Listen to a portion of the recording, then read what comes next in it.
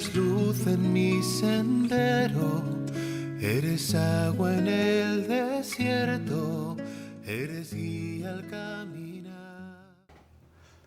Un saludo muy cordial, amigos y amigas de Radio Colombia, de Radio Fides, de la página liturgo.org, de la página Liturgo de YouTube, en fin.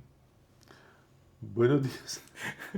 Mi querido diácono Mauricio Fernández Rojas. Saludos en Jesucristo, amigo y Señor nuestro. Oye, sería bueno un día hacer como ¿cómo le dicen? Un live en donde la gente pueda venir y vea todo lo que pasa acá. ¿Ah?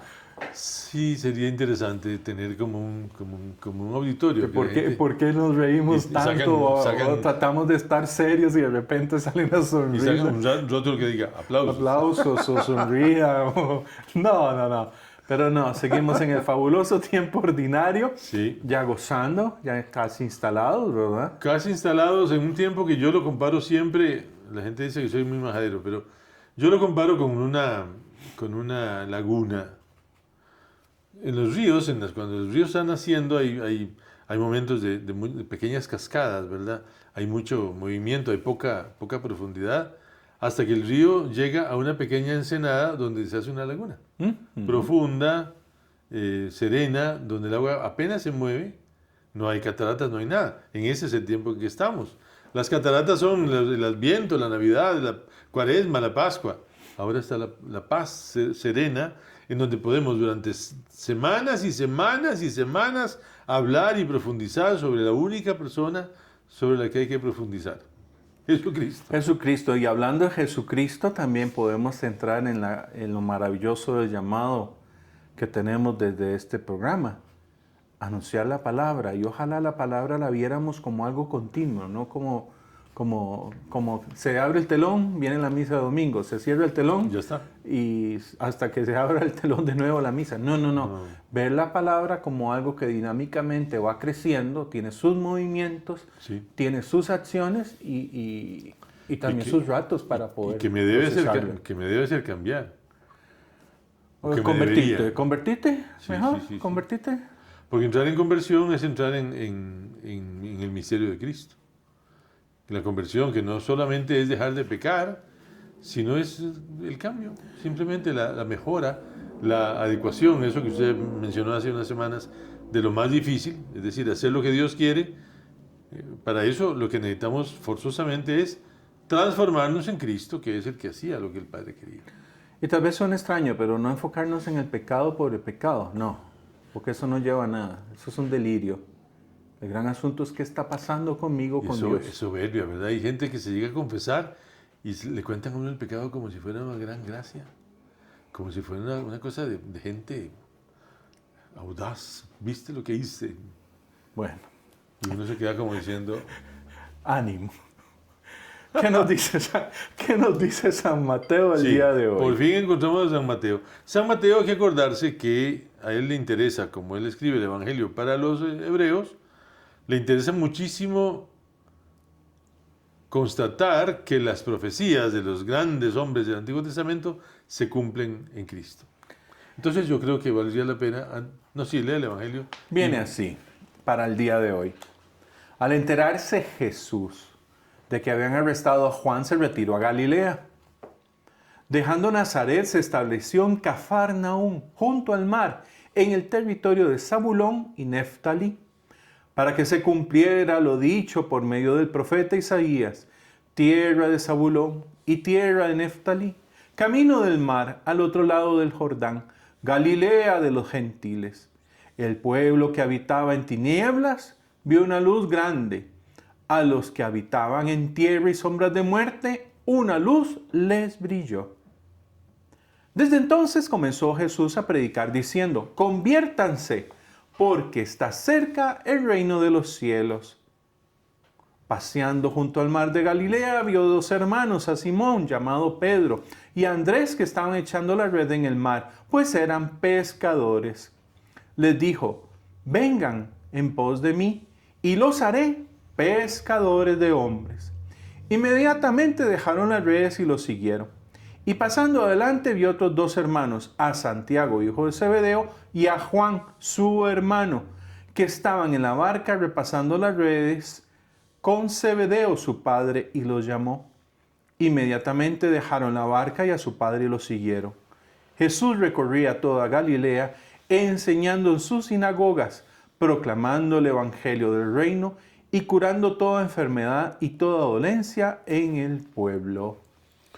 Yo quisiera... Oye, antes- Jesús es como un reclutador muy efectivo. Sí, pero antes de entrar en Jesús reclutando, que me parece muy importante, me parece urgente leer Primera lectura. el Isaías, claro. Vale. Porque, bueno, tal vez un poco mencionar, la corrupción siempre ha existido, ¿verdad? Seguro. Correcto. Cuando echaron a cordel las tierras de Israel entre las 12 tribus, o más bien entre 11 tribus, porque a José le dieron 2 pedazos, ¿verdad? Sí. Que son Neftalí y Zabulón. Exactamente. Esas tierras no son las mejores, son las que están más lejanas. Los pedazos eran más grandes, pero las tierras eran muy malas. Eran las más pobres. Claro. Para cultivo. Porque en el fondo las Todo. tribus, los grandes, los hijos de Rubén, los hijos de Judá tal vez, y los hijos... esta chusma, estos egipcios. Entonces a los hijos de José, que eran egipcios al final, los echaron por allá. Entonces esa tierra nunca fue como muy saludable, ¿verdad? Sí, era tierra con poca religión, poco sentido de muchas cosas. Encima cayeron con la primera invasión Se vendieron legítimamente. Sí, entonces hay mala fama con ellos. Entonces por eso Isaías ayuda a cambiar la visión, porque resulta que lo que Isaías describe es una Galilea que no es tan conocida, porque es en esa Galilea donde surge la luz de Dios. Y eso sorprende, yo creo. Dice, en un primer tiempo el Señor humilló el país de Zabulón y al país de Neftalí, pero en el futuro llenará de gloria la ruta del mar, el otro lado del Jordán, el distrito de los paganos. El pueblo que caminaba en las tinieblas ha visto una gran luz, y sobre los que habitaban en el país de la oscuridad ha brillado una luz. Tú has multiplicado la alegría, has acrecentado el gozo. Ellos se regocijan en tu presencia, como se goza en la cosecha. Como cuando reina la alegría por el reparto del botín, porque el yugo que pesaba sobre él, la barra sobre la espalda, el palo de su carcelero, todo eso lo ha destrozado como en el día de Madián. Es decir, hay una promesa que va a ser válida para Zabulón y Neftalí, para la Galilea de los gentiles, A la chusma. a la chusma del norte. Chusma del norte. Porque también hay que saber que esa chusma del norte, de Galilea, se separó del país de los hebreos con la franja de los samaritanos, que eran peor chusma todavía. Porque a los galileos se los consideraba hebreos, a los samaritanos no. Entonces, bueno. Entonces, por eso tiene sentido el Evangelio cuando dice hoy, tierra de Zabulón, país de Neftalí, camino del mar, país de la Transjordania, Galilea de las naciones. El pueblo que se hallaba en tinieblas vio una gran luz. Sobre los que vivían en las oscuras regiones de la muerte se levantó una luz. Cristo, el Mesías, llegaría desde el país de Zabulón y de Neftalí. ¿Y qué te parece ahora hablando del reclutador? Sí. Bueno, que sí, el Evangelio tiene como 2 pedazos, ¿verdad? Es La que- parte esta, profética, solemne. Porque tiene que darle, tiene que contextualizar por qué Jesús estuvo ahí. Básicamente, una manera de poder ver cómo las profecías se cumplen es con Mateo. Porque Mateo va a decir, eso se cumple, eso se cumple, eso se cumple y Claro. eso se cumple. Contextualiza. Para el hebreo es importante Claro. contextualizar porque su historia es el valor más importante que ellos tienen. Claro. Y ahora vuelvo al texto de reclutar, porque algún tiempo atrás oíamos la genealogía de Jesús, escrita por Mateo, ¿verdad? Las 14 generaciones distintas. Pero si uno se pone a analizar esas generaciones de Jesús, ¡ay, cuántos hombres piadosos, etcétera, habían! Poquitos. ¿Cuántas ilustres mujeres se ponen? Muy desastroso, porque las pobres mujeres que aparecen en la genealogía no son exactamente modelos. No. ¿Y hoy a quién recluta Jesús? Dios te y a mí, será. A pescadores que tampoco eran los que tenían mejor No. influencia dentro de la cultura. Además, eran unos galileos, ¿verdad? Y eran galileos. Tenían religión, porque no es que fueran ateos ni paganos, no. Tenían religión, pero no eran los más religiosos, ni tenían rectitud en la religión. Alguna vez leí en algún libro que incluso el hecho de que María hubiera quedado embarazada y que José la hubiera repudiado en secreto, tal vez no le hubiera salido ninguna consecuencia a María, porque como que no eran tan rigurosos. No eran tan rigurosos. Se acordaban de su religión cuando tenían que mandar el tributo al templo. Claro, y seguro para celebrar la Pascua y esas cosas. Peregrinaban, eso sí, ¿verdad? Sí, peregrinaban. A la ciudad, porque eso sí era bonito, el paseo anual de ir a Jerusalén para vivir la experiencia pascual. Claro. Pero no era el evento. No. Ese mismo día Jesús se vuela 4 discípulos. Se pone dudoso, ¿verdad? ¿Quién llamó primero? Según el texto de San Mateo, porque bueno, es la escuela de Antioquía y ahí vivía Pedro. Y ahí vivía Pedro. Pedro tiene ese predominio. Sí. Juan enmienda la plana diciendo que no, que el primero en ser llamado habría sido en todo caso Andrés. Andrés. Y Andrés lo conduce, bueno, Andrés y Juan, y Andrés lo conduce a Jesús. Aunque después se confirma la vocación de Simón, no, bueno, no importa. En todo caso, aquí sí Jesús llega al mar de Galilea y ve a estos dos, ¿verdad? Simón, llamado Pedro. Bueno, no estaba llamado Pedro. No, Lo iban a llamar Pedro. lo iban a llamar Pedro, que es la otra situación de ese reclutador. Claro, porque además es interesante darse cuenta de que Pedro nunca fue un nombre. En Israel nadie se llamaba Pedro. Pedro, no es un nombre. Es Petra.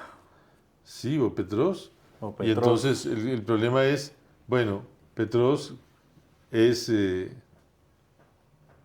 la piedra, de donde sacamos como conclusión una cosa que como que nos viene de Chosen. Eso. Y es que Simón, Pedro, no fue elegido apóstol por santo o por distinguido por su religiosa espiritualidad.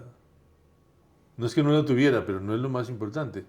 Lo verdaderamente importante va a ser la fortaleza de este hombre y su capacidad de, cuando llegue la hora, ¿verdad? Porque Su al principio, persistencia. de agarrarse de ahí, que no lo mueva nadie, porque está convencido de algo y llega con eso hasta el final de su vida. Eso es una piedra, ¿no? La piedra. Eso es una piedra. Entonces no es que sea el más brillante, no es que sea el más santo, no es que sea el más mejor, como decía aquel chiquito. No, algo tiene. Algo tiene por lo cual lo eligen. Porque llegada la hora, cuando este hombre se plante frente al Sanedrín, no el día que juzgan a Jesús, donde no se quiso aparecer, no, en la próxima vez, cuando le toque a él enfrentarse al Sanedrín y les diga, no, frieguen, hay que obedecer a Dios antes que a los hombres, buenos días, muchas gracias, y se fueron. Eso solo lo hace un hombre de piedra, un hombre convencido, con una fe profunda, pero de piedra, capaz de llegar hasta el final. Oye, ¿cuántas máscaras le estamos quitando a la iconografía de estos apóstoles, no? Sí, yo creo que es importantísimo, ¿verdad? Es que, bueno, Pero solo desde la palabra uno puede, desde meditar la palabra, revisarla, porque verlo. está la otra lectura, ¿verdad? Aquella famosa película española, creo, con José Cibrián, un actor que se llama Jesús de Nazaret. Ay, es aquella cosa recitada con unos textos. No. El Señor era majestuoso, sí, pero tiene que haber sido muy pragmático en muchas cosas. Me gusta mucho en The Chosen la capacidad de convicción que tiene al confesar su mesianismo. Se reconoce hijo de Dios, Sí. como si nada. Y uno se queda pensando, ¿habrá sido así? Bueno, pudo haber sido, ¿verdad? Hay muchas cosas que en Mateo vamos a identificar y que les debe haber dolido a la comunidad y tiene que otras que ensalza, etc. Una que vuelvo a citar es esto: no esperemos que en Mateo se hable del reino de Dios.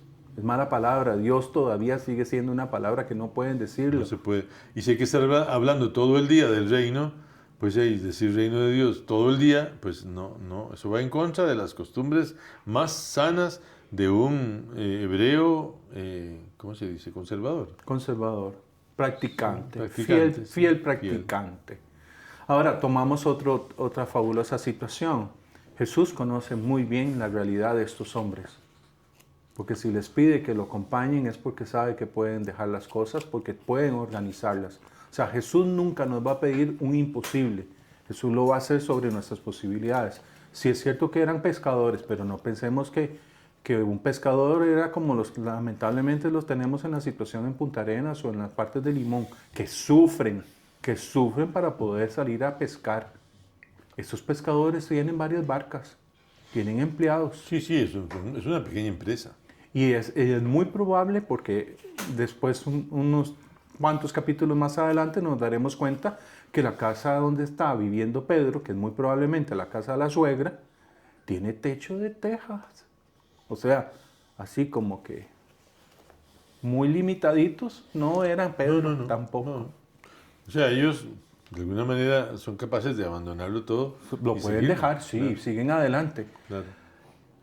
Ahora, sí es hermoso la narración porque nos habla de ese Pedro y de su hermano Andrés que están en continua tarea, están echando las redes en el mar. Ellos no han parado, ni van a parar. Pero a mí me encanta el Pedro que se tira y le dice, Señor, apártate de mí porque soy pecador. Claro. Sí, sí, claro. Después de no haberle creído a Jesús. Sí, porque el gran problema es ese. Nosotros queremos ser los héroes de la película. Y el héroe de la película es un hombre malo que se hace bueno, o un hombre bueno que se hace mucho mejor. No, en este caso hay un poco de frustración. Y sigamos con Jesucristo, que es el más importante, y seguimos con San Pablo a los Corintios, que hay que citar también que es importante decir que es un Pablo que va en proceso de conversión. Es uno de los primeros Pablos. Claro, lo que pasa es que la forma como lo dice estremece, dice. En el nombre de nuestro Señor Jesucristo, los exhorto a que se pongan de acuerdo, carajo. Porque eso es el gran problema de la iglesia de todos los tiempos. Llegar a un acuerdo. Por eso los concilios son tan importantes. Y el acuerdo era fácil porque había Fácil. era una situación incómoda que se estaba dando en la comunidad, ¿verdad? Sí, una cosa muy- Y lo más hermoso, una comunidad que realmente quiere crecer, es una comunidad que brota y hay alguien que actúa en profetismo. En este caso, Chloe es la profeta, es la profetisa, la que dice, tenemos un gran problema, véanlo. Y le escribe a Pablo. Qué confianza, ¿no? Qué confianza. Pues que tiene que haber sido muy difícil ser cristiano en una iglesia naciente, en donde el liderazgo se puede comer la figura sublime del Mesías. Entonces, yo soy de Pablo, yo soy de Pedro, yo soy de Apolo, y Apolo o Pedro o Pablo tratando de responderle a esas personas desde su condición personal, porque además también hay eso, ¿verdad? También tiene un corazoncito y si él siente que se hizo famosillo ahí en el pueblo, pues ya y seguirá siendo famosillo. Bueno, la dinámica que se ha visto desde el inicio de los movimientos, especialmente después de los 80, Claro. ¿verdad? En donde algunos movimientos surgen como las burbujas del champán, pero se van apagando porque no tienen consistencia. Y eso es posiblemente lo más doloroso y lo más destructivo, ¿verdad? Bueno. Ahora, sí creo que San Pablo era muy consciente de la humanidad de Jesús y sin que hayan estado cerca, tal vez, para haberse analizado las humanidades, porque pertenecen a épocas diferentes, digamos, por lo menos hay ahí, cuando ya Pablo es cristiano, ya Jesús está en el cielo. Pero esa tendencia, no sé si llamarlo así, a que aprendamos a ver la iglesia como lo que es, un ente que puede cometer errores, que puede fallar, que puede enredarse, que puede tantas cosas. Tal vez no sé si puedo hacer una fraterna corrección. Puede fallar, no, falla. Es que esa es nuestra esencia. O sea, el puede fallar implica que no, falla. Y aceptarlo. Que es lo que básicamente Pablo está diciendo acá. O sea, es que el que tiene que aceptar es a Jesucristo. No es una tendencia a este porque me agrada aquí como se ve o este como dice las cosas. No, es que Jesucristo es el que tiene que calar en la vida. Ahora que cuando visité San Pablo Extramuros, ¿verdad? y ver esa fabulosa estatua de Pablo, ¿verdad? Sentirme ahí, digo yo, sí, es que tiene que haber sido fuerte, dinámico, con un don grande para poder levantar las iglesias, porque recordemos, los evangelios todavía no estaban escritos y ya Pablo estaba transmitiendo lo que las iglesias estaban contando y haciendo y las divergencias que había. Esa hermosa diversidad que tenemos como seres humanos la está plasmando para tratar de lograr comunión, que es básicamente lo que al fin y al cabo tiene que ser Corintios para nosotros. Pero se da cuenta de que está poniendo el dedo en la llaga. Porque el gran problema de nuestras iglesias hoy, bueno, ahí vi el otro día que hay un acercamiento, yo no lo sabía, entre los metodistas y la iglesia católica, Por el credo. por vía del credo. Bueno, pues qué dicha. Pero bueno, unirnos no será ser hermaniticos, ¿verdad? Que es una cosa que la gente confunde. O sea, que todos se hagan católicos. No. Cada cual seguirá en su experiencia religiosa la que le gustó y la que se acomodó, siempre siguiendo a Cristo. Entonces eso es como algo que debe ser. Oye, ¿y quién fue el que dijo, si no están contra nosotros, si están con nosotros? Sí, el mismo Cristo. Pues tiene esas dos frases, ¿verdad? Antes mencionamos, un día de estos, mencionamos que el que no está con nosotros está contra nosotros, pero ese otro día lo dijo con tanta claridad, el que no está con nosotros está con nosotros. Si estoy buscando un mundo mejor y ese mundo mejor sale de mis manos por alguna línea de qué sé yo qué, pues hacerlo, ¿verdad? Y eso creo que San Pablo lo propone con mucha fuerza porque es muy frustrante, ¿verdad? Una iglesia que se quiebra, que se divide, que además es tan autónoma. Es buscar a quién creerle. No, es que se le cree a Dios. Sí. De ahí en adelante es tan difícil. Nosotros mismos nos citamos, cuando vemos algún texto, citamos el autor y hacemos nuestra reflexión sobre lo que ese autor dice, pero no es que vamos a poner las manos al fuego porque puede ser que sea una actitud falsa, pero no, si hay oración detrás de lo que cada uno de nosotros lee, el Espíritu hace que nosotros podamos llegar realmente a llegar a la raíz de lo que Dios quiere, que al fin y al cabo es, vengan, aquí dice, vengan en pos de mí. No sé qué dice tu versión. Cuando Jesús llama, vengan, aquí estoy. Jesús los llamó. Ellos dejando la barca y a su padre, lo siguieron. Jesús recorría la Galilea y dice, proclamando la buena noticia del reino, sanando las enfermedades y dolencias de la gente.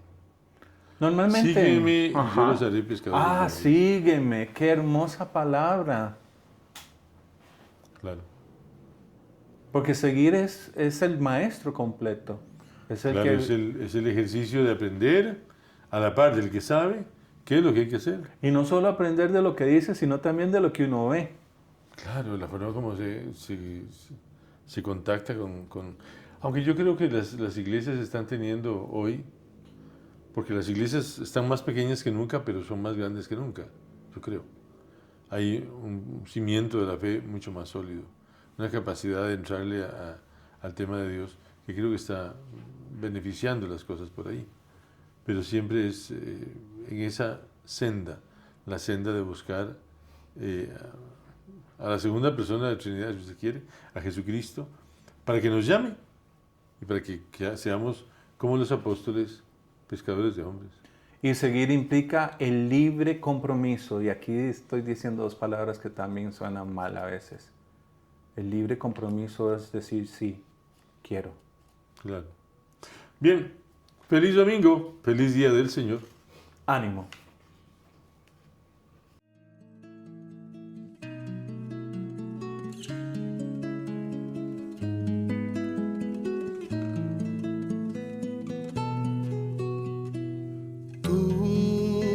Eres luz en mi sendero, eres agua en el desierto, eres guía al camino.